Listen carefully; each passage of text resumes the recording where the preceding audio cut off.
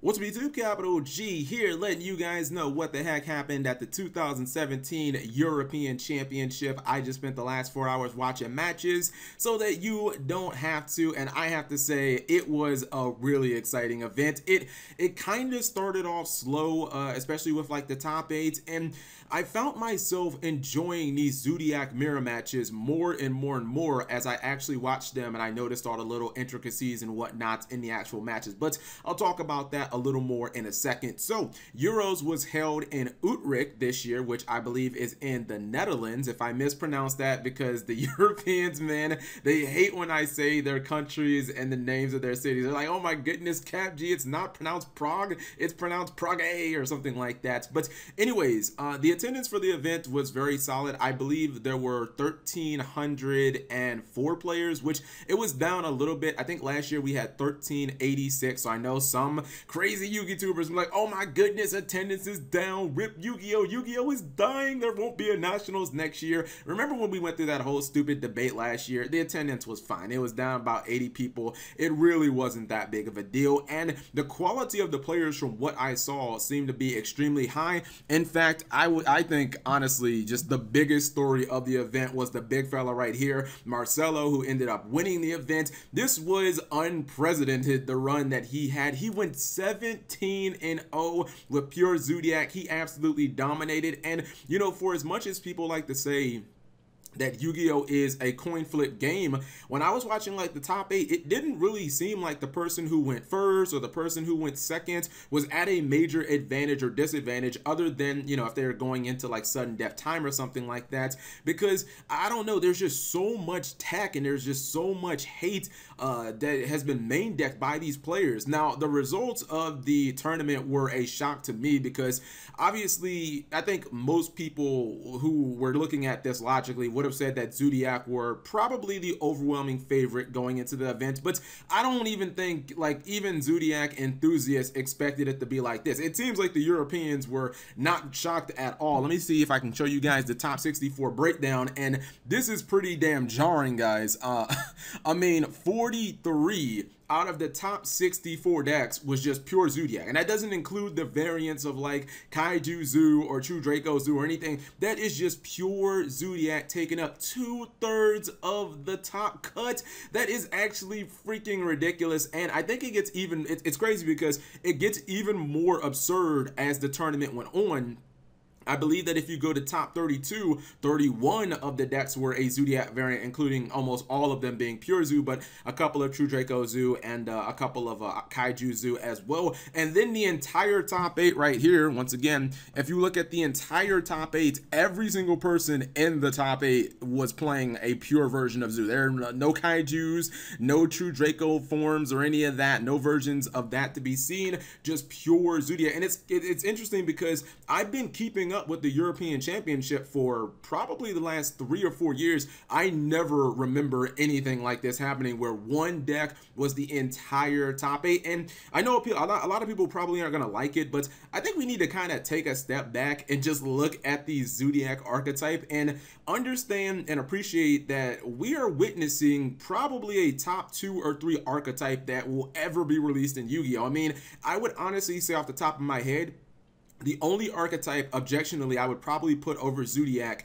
historically, any of them, like all archetypes ever, is probably Dragon Rulers, because Dragon Rulers, every single card in the archetype got banned at one point. It's like 8 cards, and all of them were banned at one point. But after that, I would put Zodiac ahead of everything. This is pretty damn unprecedented, and it's interesting because I think that the story when it comes to like cards and interesting text, well, for starters, it doesn't seem like that last little, I guess, mini ban list, it didn't do anything to Zodiac at all. In fact, it's actually kind of interesting because losing Norden in the Lunar Light combo with Fusion Substitute, where you draw 3 cards and you make these really big boards, it's almost like the deck somehow got better. I mean, they threw in Ram, which was kind of expected, but obviously players have found other techs. It seems like Pot of Desires is now pretty much a staple staple card. Almost every version that I saw in like feature matches, they were all using Desires. It seems that a lot of them were also using Soul Charge, and Torrential Tribute is just an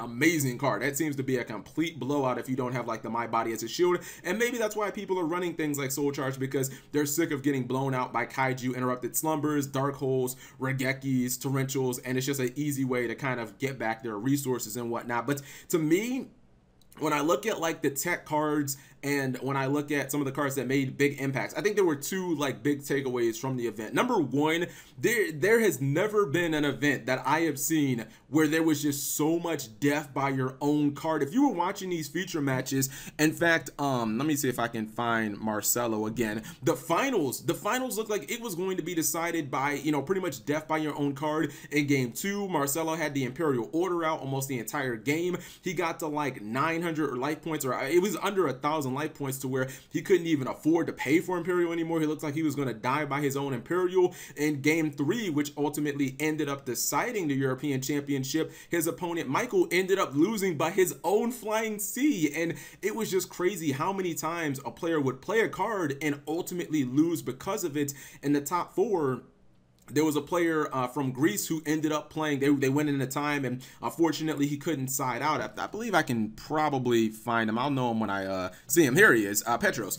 He ended up playing Upstart Goblin in sudden death, and he gave his opponent 1,000 life points. And the way that the cards were and everything on the table and the way that the board was set up, if his opponent would have went aggressive, had Michael gone aggressive, he would have won the game. The way that everything was shaping up, he had all the counters for everything that Michael could have thrown at him. But then I thought about it, and I think Michael did as well. Michael just thought, what if I just play defensive? Because in sudden death, there's only 2 turns. He put everything face down. He just said, I'm going to turtle. You have given me 1,000 life points. And Petros ultimately does not go to Worlds because of 1,000 life points he gave his opponent. So it's actually pretty damn crazy how many people lost because of their own cards. Now, there were a number of other takeaways when it came to just like the Zodiac mirror match. It seems like right now, if you're playing Zoo, I guess all of that space that you save from not running Kaijus and not running Dracos, if you're running a pure version, it seems like that space is basically allotted to being able to counter other Zoo decks. I saw a lot of people running Forbidden Apocryphor.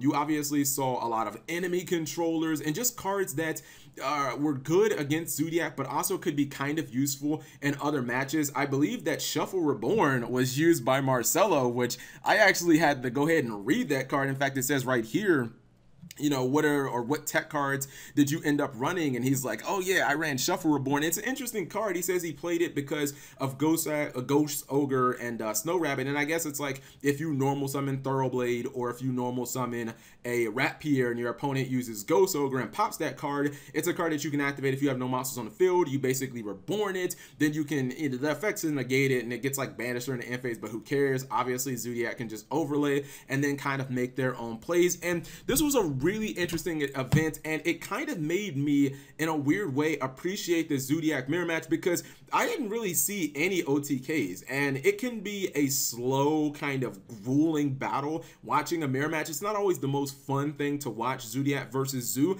but to me, it does seem like the better player usually wins. I mean, there is no 100% locking, there's no vanities, there's no gen lock or anything like that. There are rarely OTKs, and just getting damage through in the Zodiac mirror match, now that people are playing things like Ram and Enemy Controller, which, as I just talked about, is like one of the best cards in the entire game of Yu-Gi-Oh! If you're going into sudden death time, because you can essentially take your shittiest monster and exchange it for your opponent's best monster. Like, getting damage in the Zodiac mirror match is really rough. And if you guys, if I don't know if Konami is going to upload the finals matches, which they probably will on the European channel, I would highly suggest that you watch the top 4 and watch the finals match, because they were really entertaining. And then one of the last things I kind of want to talk about, and this is going to be super controversial, but Elder Entity Norden, because I kind of feel like there was a little bit of a gang mentality, or no, mob mentality that got this old man banned. And now when we end up looking at the results, and Zoo is like basically a deck that somehow got better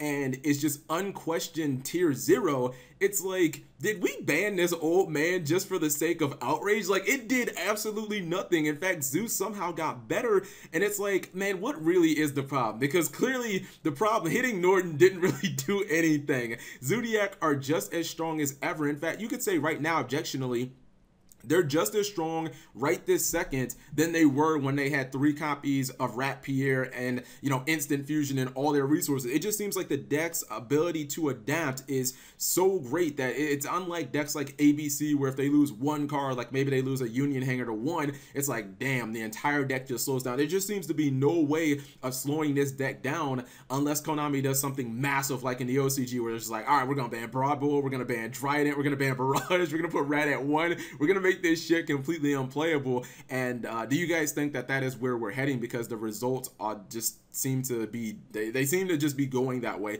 Also, I guess before I kind of wrap this up, I can talk about some of the other decks that failed. I mean, to be completely honest, the only decks that did anything at this event were the Zodiac, True Draco, and then I guess a combination of the two with the True Draco deck.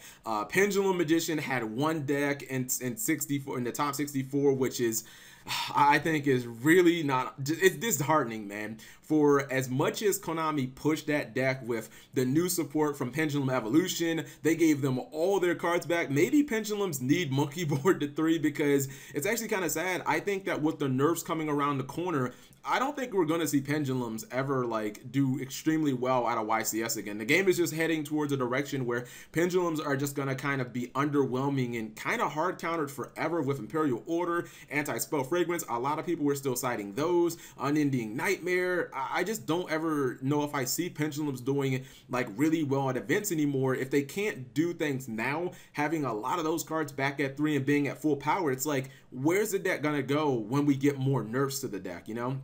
Unless Konami decides they're going to do something crazy, like they're going to bring back Kieran, you know, put Monkey Board at 3, or they're going to put Scout at 3, put Skill Drain at 3. I just don't really know what I actually see doing, Pendulum's really doing. And, you know, I was disappointed. I thought maybe there was a slim chance that, you know, Phantasm Spirals could like sneak in to top 32. I didn't, you know, say it on video or anything, but it was something I personally predicted. I was like, I think Spiral Phantasms have a very good chance of top 32ing, or at least top 64ing, but no, that didn't happen. And I don't know, it'll be interesting to see what people actually take from Euros to the North American WCQ. If I was playing in the North American WCQ and I was playing Zodiac, I would prepare for the mirror match extremely hard. Ghost Ogre seemed to be one of the best cards in the entire, like, Ghost Ogre and Flying Sea seem to be the 2 cards that were completely devastating. And I think that, like, in the matches that I watched, Ash Blossom seemed kind of underwhelming. I've heard people say that, but it just seemed like Ghost Ogre being able to hit things like Barrage and being able to hit Thoroughblade and Rat Pierre just seems to be a little more impactful. And we even saw a couple of Winter Cherry sightings, but I don't know. I think that there's one last thing I want to end this on. I think this is going to sound crazy, but I think people should actually consider running maybe 1 or 2 synchros, because Flying Sea did so much work and it brought so many games to screeching halts, and there are so many people who are teching that in the main deck. I think that you just can't allow yourself to be completely shut down by a Flying Sea. I think I've seen Simo talk about how it's like the best hand trap and it's, you know, just as good as Maxi in a lot of situations. I think that maybe you should consider, because I believe Flying Sea is like a tuner. If it's level 2, maybe you throw in a Stardust Charge Warrior just so you have a way of quickly getting it off the board and it doesn't eat up 3-4 turns or something like that. Anyways, I'm rambling at this point. What did you guys think of the European the European Championship? Won by Marcelo. Arguably the greatest beard in Yu-Gi-Oh! Although maybe Billy Break would have something to say about that. Kind of crazy. This guy had already got his invite to Worlds, so he didn't even need to attend this event. He was going to Worlds regardless because of the points, but he said, you know what? No, I'm just gonna go. I don't have any expectations. And then he goes 17-0. What a day this man had. Actually, what a weekend. But anyways, let me know what you guys thought. Thank you guys for watching. As always, subscribe if you have not already. And actually, one last thing. This picture perfectly summarizes the entire European Championship 2017, which is why I wanted to leave you guys with this. It's perfect because this is the guy, Michael, who actually got 2nd place at the event. And it's like even he is looking at Marcelo and he's like, oh man, I get to bask in your glory. What a god. I can't believe that I got the duel against this guy. And it was just an impressive display all weekend for Marcelo.